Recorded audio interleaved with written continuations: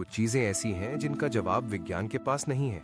जैसे कि कुछ लोग दूसरों से ज्यादा इंटेलिजेंट क्यों होते हैं। हम सेम खाना खाते हैं, सेम वातावरण में रहते हैं, यहाँ तक कि बायोलॉजी भी सेम है। फिर कुछ लोग एक्स्ट्राऑर्डिनरी कैसे बन गए। और कमाल की बात यह है, जब इस चीज के बारे में उन लोगों से पूछा गया तो उन्हें खुद भी ये नहीं पता था कि वो दूसरों से इतने अलग क्यों हैं। उदाहरण के लिए श्रीनिवास रामानुजन। अब आप सोच रहे होंगे, रामानुजन। जब भी एक्स्ट्राऑर्डिनरी लोगों की बात होती है तो ज्यादातर रामानुजन का नाम कोई नहीं लेता। भारत के गरीब परिवार में जन्म लेने के अलावा ऐसा क्या खास हुआ था इनके जीवन में जो हम इनकी बात कर रहे हैं। वेल, अगर मैं आपको ये कहूँ कि आज का मॉडर्न साइंस रामानुजन की मैथमेटिक्स के इक्वेशंस के बिना धड़ाम से गिर पड़ेगा तो ये बात बहुतों को चौंका देगी, क्योंकि ये एक ऐसे मैथमेटिशियन थे जो अपने समय से कई सौ साल आगे थे। आज के समय दुनिया ये बात मान चुकी है कि ना तो इनसे बड़ा मैथमेटिशियन हुआ और शायद ना ही कभी होगा।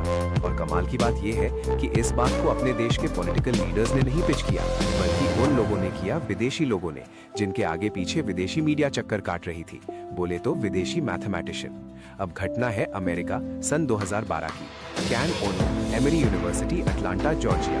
बोले तो अमेरिका के टॉप मैथमेटिशियन ने एक मैथमेटिक्स का फॉर्मूला दिया जिससे वैज्ञानिक ब्लैक होल को बिल्कुल नए नजर से देख सकते थे, स्टडी कर सकते थे।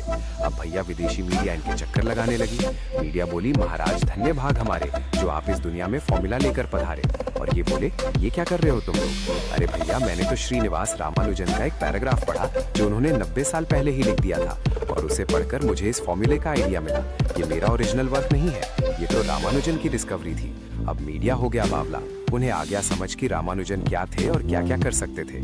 आपको अगर मौका मिले तो श्रीनिवास रामानुजन के ऊपर कैन ओनो का लेक्चर सुनिए।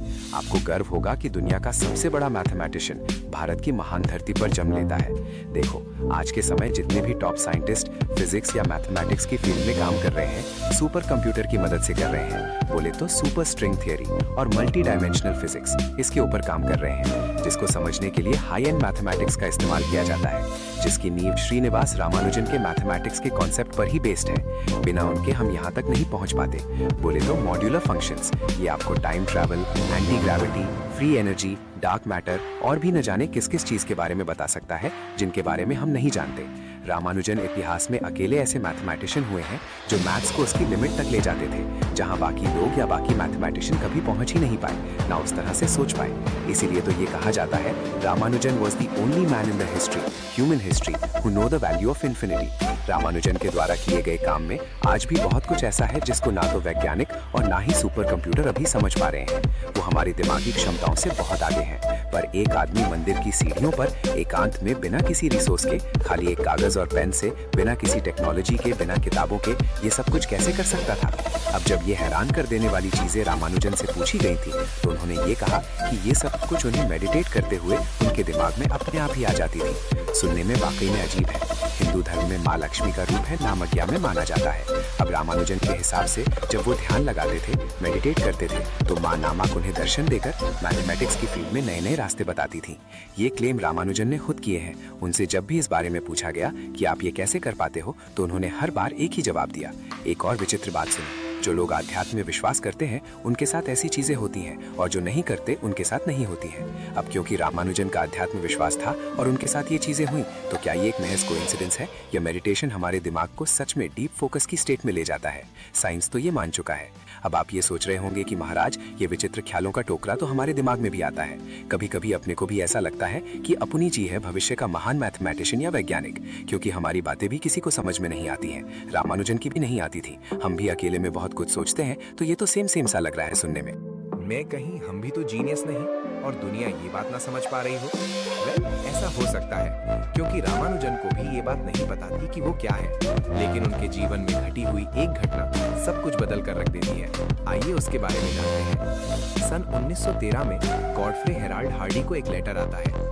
लेटर की शुरुआत कुछ इस तरह से थी, सर, मैं मद्रास के पोर्ट ट्रस्ट ऑफिस के अकाउंट डिपार्टमेंट में 20 पाउंड की सैलरी पर, सालाना 20 पाउंड की सैलरी पर काम करता हूँ, और मैंने आपको मैथ्स के कुछ प्रूफ भेजे हैं, प्लीज एक बार देख लो, जिनमें मैंने कुछ खास प्रॉब्लम्स को भी सॉल्व किया है जिनको अभी तक किसी ने नहीं सुलझाया है।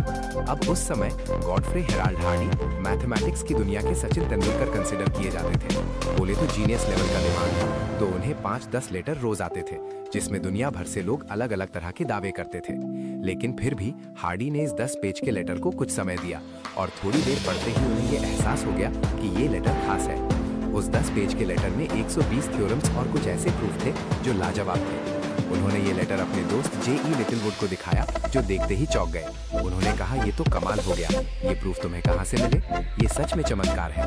ये प्रूफ सही ही होंगे, क्योंकि दुनिया में कोई भी ऐसा नहीं है जो इस तरीके से चीजों को इमेजिन कर सके। वो दोनों इस बात पर सहमत हो गए कि ये लेटर किसी मैथमेटिक्स जीनियस ने लिखा है, पर ये आदमी आखिर कौन था और ये भारत में क्यों था? और ये लोग इन्हें इंग्लैंड बुला लेते हैं। और आते ही रामानुजन ने 100 साल से भी लंबे समय से अनसॉल्व थ्योरम को सॉल्व कर दिया, जिसे मैथमेटिशियंस ये मान चुके थे कि ये प्रूफ नहीं हो सकती। अब ये अकेली घटना नहीं थी जिसमें रामानुजन ने सबको चौंका दिया था, बल्कि जैसे अपने यहाँ बोलते हैं, भूत के पांव पालने में दिख जाते हैं। तो इनसे किसी ने सवाल पूछा था, मान लो एक सड़क पर 288 घर है। अब आपको उनके बीच में एक ऐसा घर ढूंढना है कि उस घर का जो नंबर है उससे पहले आने वाले सारे नंबर्स का सम उसके बाद आने वाले सारे नंबर्स के सम के बराबर हो जाए। रामानुजन 1 मिनट सोचते हैं और उसके बाद पेपर पर लिखे मास्टर जी के हाथ में घुमा देते हैं। मास्टर जी कहते हैं, ये क्या है? रामानुजन कहते हैं, फॉर्मूला है, 288 ही क्यों, अब आपका जितना मन करे उतने घर बनाओ, ये सबको सॉल्व करके देगा। बोले तो घर गिनने का किस्सा ही खत्म, बस वैल्यू डालो और आंसर निकालो। ये थी इस आदमी की काबिलियत। जहां पर हम मैथमेटिक्स की प्रॉब्लम के सोल्यूशन ढूंढते हैं, ये भाई साहब उन प्रॉब्लम्स के ही अस्ते बस्ते पैक कर देते थे। अब यहाँ पर एक और घटना सुनो। एक किताब है synopsis of elementary results in pure and applied mathematics. Generally ये किताब उन बच्चों को पढ़ाई जाती है जो आगे चल के मैथ्स की फील्ड में या तो रिसर्च या डिग्री कॉलेज में टीचिंग करेंगे। बोले तो टीचर को टीचर बनाने वाली किताब, जो कि इसे पढ़ने वालों की नजर में बड़ी डिफिकल्ट है। लेकिन रामानुजन ने इसका बस्ता पैक कर दिया, अपने आप ही कर दिया, बिना किसी की गाइडेंस के कर दिया। बोले तो इस किताब को समझाने वाला कोई भी टीचर उनके पास नहीं था, लेकिन फिर भी कमाल कर दिया। तो अब अगर आपके अंदर भी ऐसी कोई छुपी हुई कला है, जो कि बिल्कुल होगी, सबके अंदर कुछ ना कुछ होता है, तो आप भी सेम कैटेगरी में हो। लेकिन रामानुजन की कहानी का बहुत बढ़िया एंड नहीं हुआ। बचपन में ही बहुत सारी बीमारियों से लड़ने के कारण इनकी रोग प्रतिरोधक क्षमता काफी कमजोर थी और 32 साल की उम्र में इनका निधन हो जाता है। दुनिया एक ग्रेट मैथमेटिशियन को खो देती है। आखिर इन्हें अपने टैलेंट को दिखाने का कितना ही मौका मिला था। इनकी मृत्यु के बाद जब G.H. हार्डी से ये सवाल पूछा गया कि आपके दौर के जितने भी मैथमेटिशियन हुए हैं, अगर उन्हें आप 1 से लेकर 100 तक की रेटिंग देंगे तो आप किस किस को क्या नंबर देंगे?